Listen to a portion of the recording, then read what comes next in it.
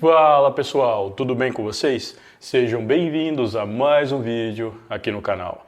E no vídeo de hoje eu vou falar a respeito do absurdo caso de Leslie Mazara e Adriane Insogna. Um caso que ocorreu no ano de 2004, bem no Halloween, lá nos Estados Unidos, mais especificamente no estado da Califórnia. Bom, eu peço para vocês que, se puderem e gostarem desse vídeo, deixem um like e um comentário que me ajuda muito.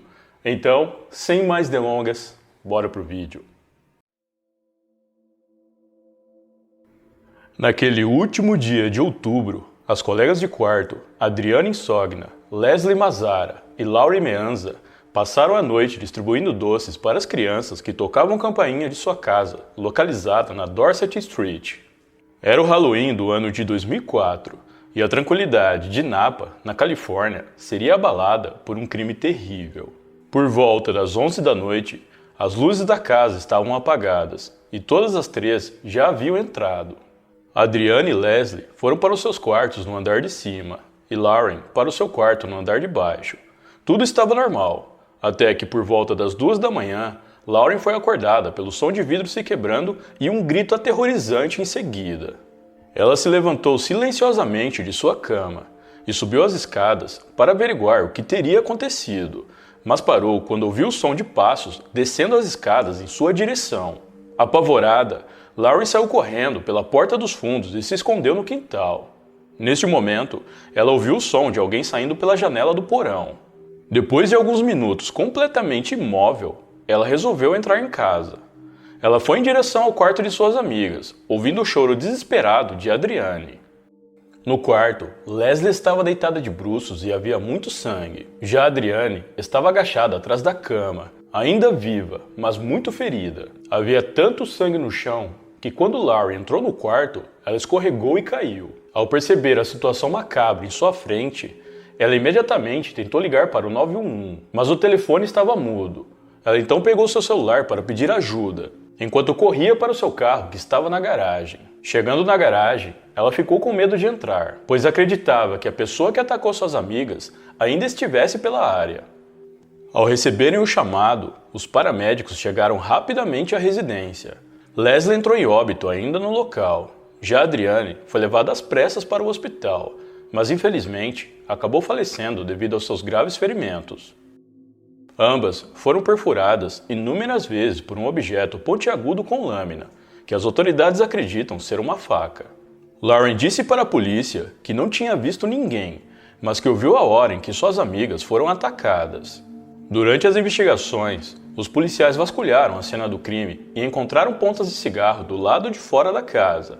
Ao conversarem com Lauren, os policiais descobriram que nem ela e nem as duas vítimas fumavam. Com isso, eles acreditavam que o criminoso tinha fumado o cigarro enquanto esperava do lado de fora que as amigas fossem para os seus quartos dormirem. Eles também encontraram sangue no local que não pertencia a nenhuma das amigas. Isso indicava que provavelmente o criminoso havia se cortado durante o ataque. No dia seguinte, quando a notícia a respeito do crime se espalhou, a população de Napa ficou em choque e, como o criminoso pelo crime ainda estava solta, os moradores ficaram com muito medo e boatos começaram a circular. As pessoas precisavam de uma justificativa para o que teria acontecido, e alguns moradores suspeitavam que as três amigas estivessem envolvidas com atividades criminosas, e mesmo sem nenhuma prova, esse boato foi crescendo cada vez mais. Leslie trabalhava em uma vinícola que pertencia ao famoso cineasta ítalo-americano Francis Ford Coppola, o responsável pela franquia O Poderoso Chefão, e também tio do famoso ator Nicolas Cage. Como sempre houve rumores de que Francis fosse ligado à máfia italiana, as pessoas começaram a especular que Leslie tinha laços com mafiosos locais, e isso, de alguma forma, teria trazido consequências para ela e as amigas.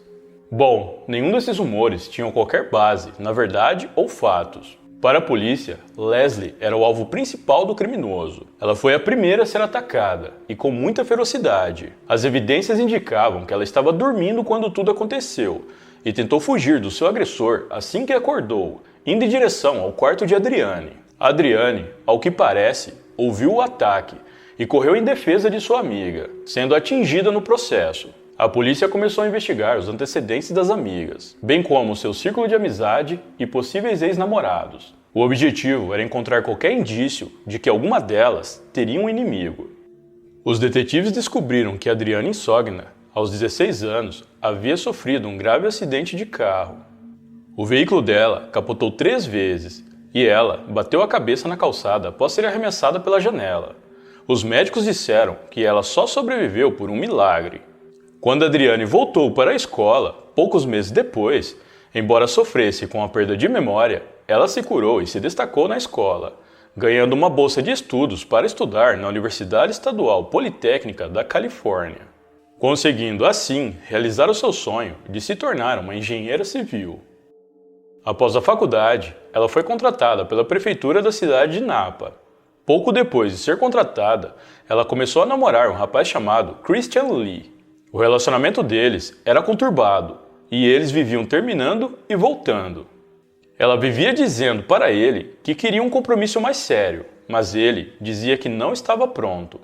Adriane se encontrou com Christian na noite de Halloween, quando ela entregava doces para as crianças. Os dois saíram e ela voltou para casa por volta das 10 da noite. Eles tinham discutido por causa do desejo dela de um compromisso mais sério. Aquela foi a última vez que Christian a viu com vida.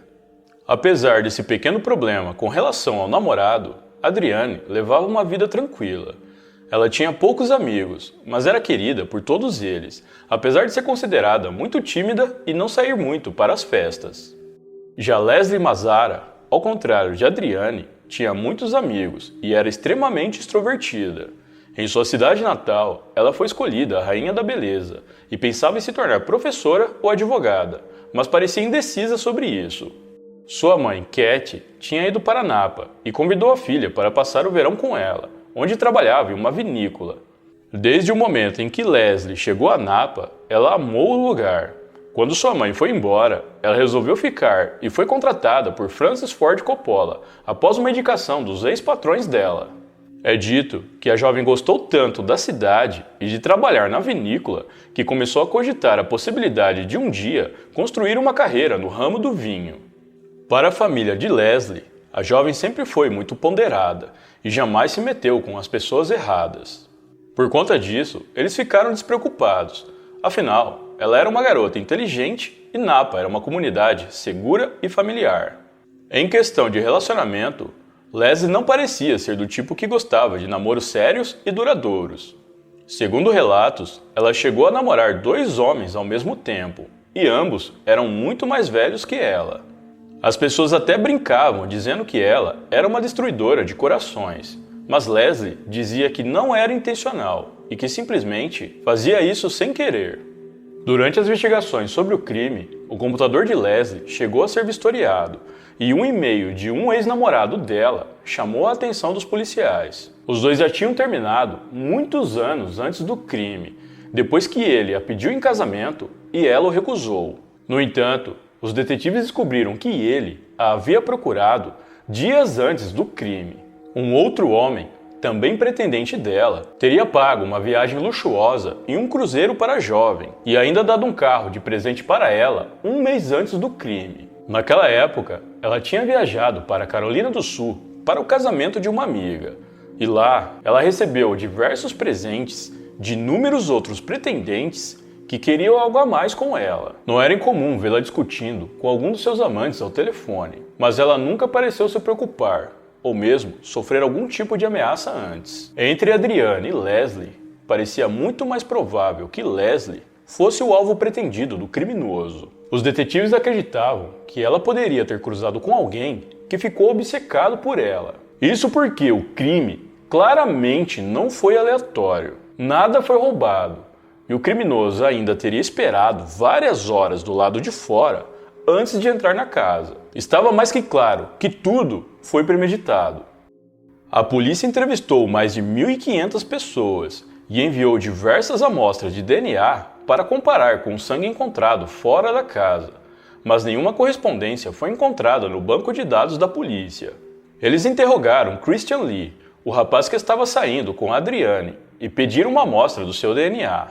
Além dele, a polícia também interrogou e colheu amostras de DNA de homens que já tinham tido algum tipo de relação com Leslie, mas mesmo assim, eles não conseguiram nada. A falta de suspeitos e prisões frustrou as famílias e amigos das vítimas, que sentiram que tinham que fazer alguma coisa por conta própria. Eles então contrataram um detetive particular, mas assim como a polícia, ele também não conseguiu nada que pudesse ajudar a encontrar o criminoso.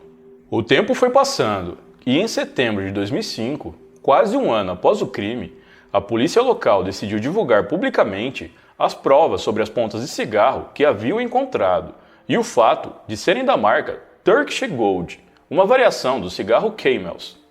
Essa marca estava no mercado há pouco tempo e ainda não era vendida na cidade de Napa. Os testes revelaram que o DNA no cigarro combinava com o DNA masculino encontrado fora da casa. A polícia achou que revelar a marca dos cigarros, que não era tão conhecida por ser nova no mercado, resultaria em alguém cedendo alguma informação relevante para eles. Pouco tempo depois, em uma noite de terça-feira, os detetives que trabalhavam no caso estavam se preparando para ir embora, quando uma das melhores amigas de Adriane, juntamente com seu marido, um homem chamado Eric Koppel, e alguns familiares dela apareceram com informações relevantes a respeito do caso. Assim que os detetives pararam para ouvi-los, Eric olhou para eles e simplesmente confessou o crime contra Adriane e Leslie. A prisão de Eric Koppel foi uma mistura de alívio e devastação. A mãe de Adriane, Arlene, ficou chocada e horrorizada ao saber que o marido da melhor amiga de sua filha era o responsável pelo crime. A polícia levou Eric para o interrogatório e coletaram uma amostra do seu DNA. Ao ser questionado sobre as motivações, ele disse que só falaria algo na presença de um advogado. Pouco tempo depois, saiu o resultado da análise de DNA de Eric e foi confirmado que as amostras coletadas nas pontas de cigarro e o sangue masculino encontrado na casa pertenciam a ele.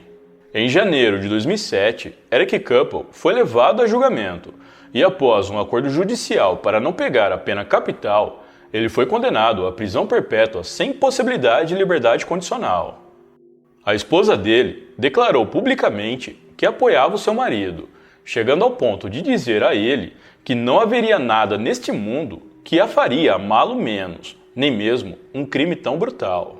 Ainda no julgamento, Eric pediu desculpa às famílias de Leslie e Adriane, e até chorou durante o seu depoimento. Segundo ele, após o falecimento do seu avô, ele ficou muito deprimido, e isso o fez mergulhar no álcool e entorpecentes pesados. Ele disse que naquela noite tinha a intenção de tirar a própria vida, mas bebeu demais e simplesmente decidiu invadir a casa das amigas. Primeiro, o seu objetivo era forçar relações com Leslie, pois ele sempre a achou muito atraente. Porém, tudo fugiu do controle quando Adriane ouviu os gritos da amiga e ele se viu obrigado a tirar a vida das duas. Apesar da esposa dele ter declarado que sempre o amaria e que nada no mundo a faria amá-lo menos, pouco tempo depois da prisão do homem, eles se divorciaram. Atualmente, Eric Koppel se encontra encarcerado em uma prisão da Califórnia, onde passará o resto dos seus dias. Bom, pessoal, então é isso. Muito obrigado por me assistir até o final. Eu vou ficando por aqui. Um grande abraço e até a próxima.